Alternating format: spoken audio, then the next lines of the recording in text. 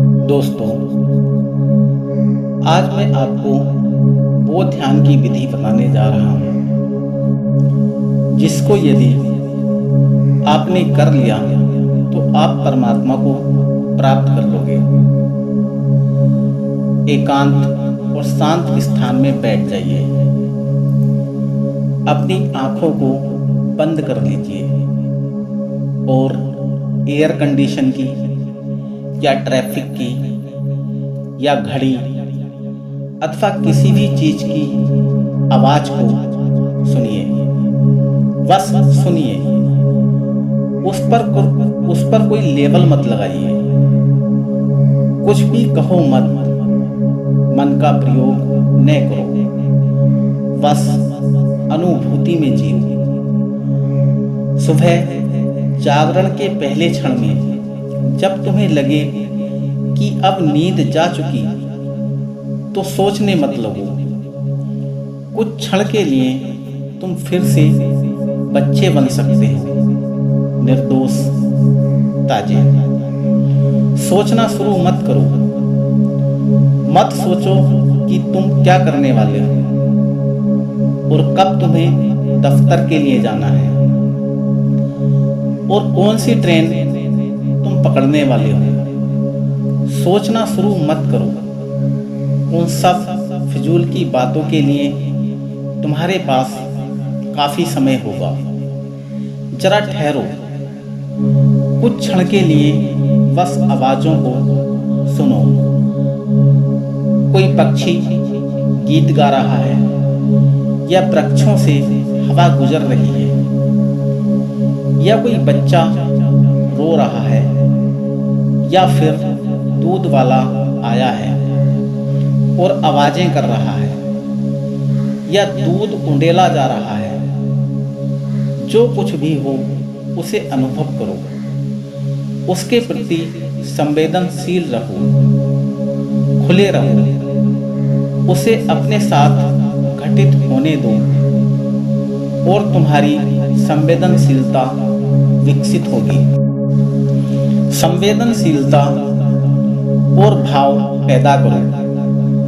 फिर तुम्हारे लिए इन विधियों को करना सरल होगा और फिर तुम अपने भीतर जीवंतता को उदय होता अनुभव करोगे। इस ऊर्जा को बीच में कहीं भी मत छोड़ो। उसे सहस्रार तक आने दो। यह स्मरण रखो कि जब भी तुम इस प्रयोग को करो तो इसे बीच में मत छोड़ो। तुम्हें इसे पूरा करना है। इस बात का ध्यान रखो कि तुम्हें कोई बाधा न डाले। यदि इस ऊर्जा को तुम बीच में कहीं छोड़ दो तो वह हानिकारक हो सकती है। उसे मुक्त करना है तो उसे सिर तक ले जाओ और भाव करो कि सिर एक खुलापन बन गया है। भारत में हमने सहस्रार को कमल की भांति चित्रित किया है। एक सहस्र पंखुड़ी वाले कमल की भांति। सहस्रार का अर्थ है 1000 पंखुड़ी वाला। 1000 पंखुड़ियों का खुल जाना। जरा 1000 पंखुड़ी वाले कमल की कल्पना करो जो खुल गया है और उसकी हर पंखुड़ी से यह प्रकाश ऊर्जा ब्रह्मांड में जा रही है। फिर से यह एक प्रेम कृत्य है, प्रकृति से नहीं, अब तो परम के साथ है। फिर से यह एक आनंद शिखर, एक ऑर्गेज्म हो गया है। दो प्रकार से आनंद शिखर हैं। एक यौनजन्य है और दूसरा है आध्यात्मिक। यौनजन्य शिखर निम्नतम केंद्र से आता है और आध्यात्मिक शिखर उच्चतम केंद्र से आता है। उच्चतम केंद्र से तुम उच्चतम से मिलते हो और निम्नतम केंद्र से तुम्हारा निम्नतम से मिलन होता है। काम कृत्य के समय भी तुम यह प्रयोग कर सकते हो। दोनों साथी इसे कर सकते हैं। ऊर्जा को ऊपर की ओर ले जाओ और काम कृत्य तंत्र की साधना बन जाता है, ध्यान बन जाता है। लेकिन ऊर्जा को शरीर के भीतर किसी चक्र पर मत छोड़ दो। हो सकता है कोई आ जाए और तुम्हें कुछ करना पड़े, या कोई फोन आ जाए और तुम्हें रुकना पड़े। तो इस प्रयोग को किसी ऐसे समय पर करो कि तुम्हें कोई भी बाधा न डाले, और ऊर्जा को किसी भी केंद्र पर मत छोड़ो, वरना जिस केंद्र में तुम ऊर्जा को छोड़ोगे वह एक घाव बन जाएगा और तुम बहुत से मानसिक रोग पैदा कर ले सकते हो। तो सचेत रहो, अन्यथा इस प्रयोग को मत करो। इस विधि के लिए बिल्कुल एकांत चाहिए और कोई बाधा नहीं हो, और इसे पूरा ही करना चाहिए। ऊर्जा सिर तक आनी चाहिए और वहां से मुक्त हो जानी चाहिए। तुम्हें कई अनुभव होंगे जब तुम्हें लगेगा कि किरणें ऊपर को उठने लगी, तो कई बार कामोत्तेजना होगी या काम केंद्र पर सनसनी होगी। कई लोग बड़े भयभीत और घबराए हुए मेरे पास आते हैं। वे कहते हैं कि जब भी वे ध्यान करने लगते हैं, जब भी वे गहरे जाने लगते हैं, तो कामोत्तेजना उठ आती है। वे हैरान होते हैं कि यह क्या है। वे भयभीत हो जाते हैं क्योंकि उनका विचार है कि ध्यान में काम नहीं होना चाहिए। लेकिन तुम जीवन के कार्य करने का ढंग नहीं जानते। यह एक शुभ लक्षण है। इससे पता चलता है कि अब ऊर्जा वहां जीवंत है, अब उसे गति चाहिए। तो भयभीत मत हो और यह मत सोचो कि कुछ गलत हो रहा है। यह एक शुभ लक्षण है। जब तुम ध्यान करने लगोगे तो काम केंद्र अधिक संवेदनशील, जीवंत और उत्तेजित हो जाएगा। और प्रारंभ में तो उत्तेजना किसी कामोत्तेजना जैसी ही होगी, लेकिन केवल प्रारंभ में ही।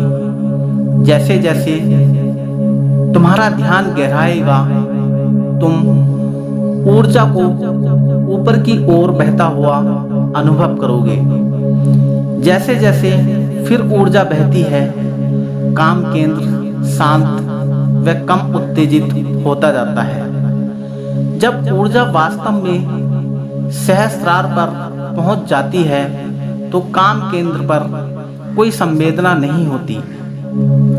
वह बिल्कुल शांत और स्थिर हो जाएगा। वह पूरी तरह शीतल हो जाएगा और ऊष्मा सिर पर पहुंच जाएगी। और यह शारीरिक घटना है। जब काम केंद्र उत्तेजित होता है तो गर्म हो जाता है। तुम उस गर्मी को अनुभव कर सकते हो। वह शारीरिक है।